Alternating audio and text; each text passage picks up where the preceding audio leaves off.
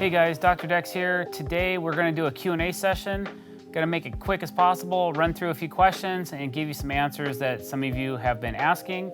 If you like what you see, don't forget to click that subscribe button and hit the bell icon to be notified when we're putting out new content. All right, also you can always comment and like below. We really appreciate it. Thanks for watching. Here we go.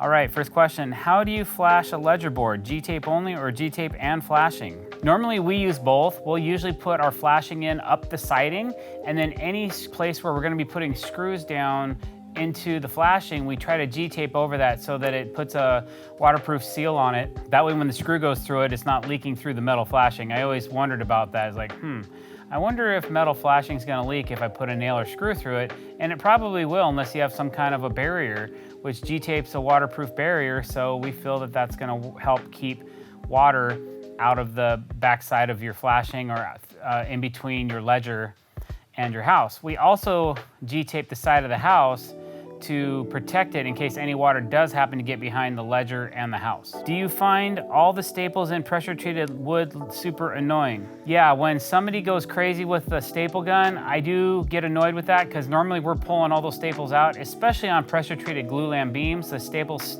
stay a little more firm in that Doug fir material. So we're constantly pulling staples out of that stuff. Never really understood the reason why somebody would have to empty a hammer tacker into a protective layer that's gonna be stripped off the lumber.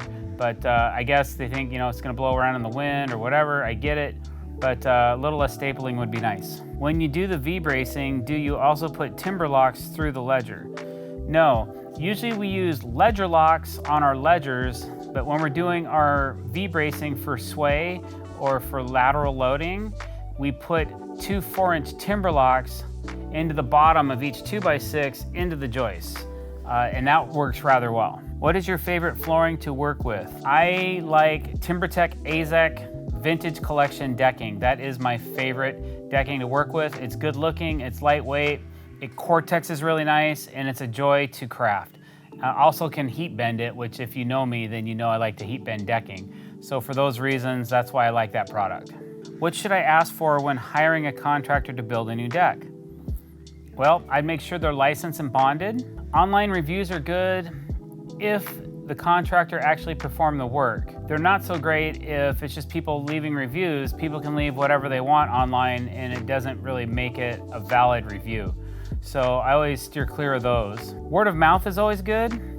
And a good social media page can really help a potential client can take a look at your past work and what you're doing currently to help give them an overall picture of your build style and how you conduct yourself on your job site. Is there anything you upsell for a project that is not included in basic price, like G-taping, everything, etc.? Well, usually my decks are billed a la carte, so I charge a certain amount for the deck. Yes, G-tape would be an additional fee.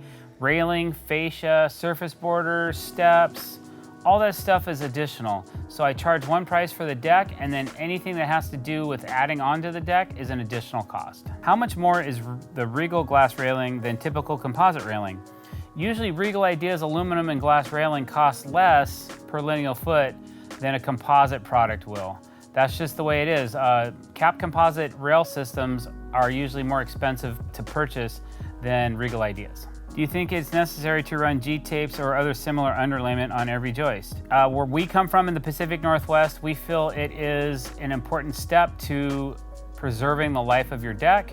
We use G-tape on pretty much everything, especially flat blocking and areas where joists are doubled or tripled up. We always G-tape those because we want to keep the moisture away from the sandwiched part of a joist where the water can sit in there and decay and rot things. Palm nailer? I love them for joist hangers and driving long galvanized spiral nails. Do you use one? We don't use a palm nailer very often, but we do have a modified palm nailer that has a magazine rack on it for a joist hanger gun, and we use that quite a bit, and we really like it. It's made by GripRite, and it runs, holds one rack of nails at a time, and you can run them quite often very quickly. It comes with, I think, 1.5 inch and a 2.5 inch slot, so you can run either 1.5 inch shorties or the 2.5 inch longer nails.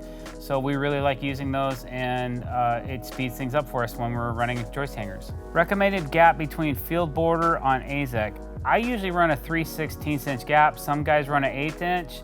Just depends on your location and your build. style and where you're located in the country and how much thermal expansion you get during the day. But I like to run a 3/16 gap on most of my products because I also have a 3/16 gap on the side of the boards when I'm running the hidden fasteners. Lateral tension support when ledger is legged into concrete foundation using Titan HD legs.